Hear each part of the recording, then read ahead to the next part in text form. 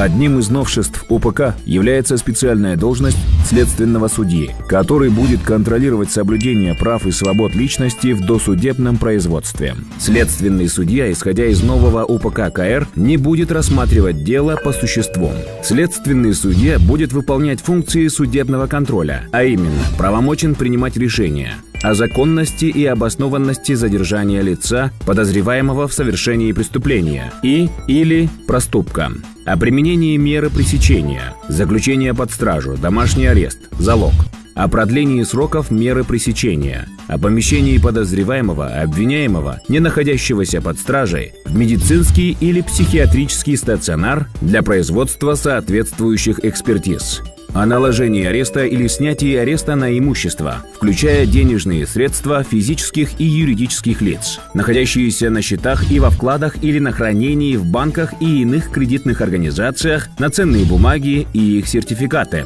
о временном отстранении обвиняемого от должности, о производстве эксгумации при отсутствии согласия близких родственников, супруга, супруги покойного, о производстве осмотра жилища, а также иных объектов, находящихся в собственности или ином праве проживающих в них лиц при отсутствии их согласия, о производстве выемки или обыска, о производстве личного обыска, о проведении специальных следственных действий, о депонировании показаний лиц. Депонирование доказательств – это проведение следственным судьей допроса свидетеля или потерпевшего с целью сохранения и закрепления судебных доказательств в случаях невозможности допросить их в ходе судебного разбирательства, либо обеспечения их безопасности. Депонирование даст возможность ускорить длящиеся годами судебные процессы, улучшить качество уголовного процесса, что повысит стандарты прав человека. Внедрение института следственного судьи даст возможность ввести настоящий состязательный уголовный процесс.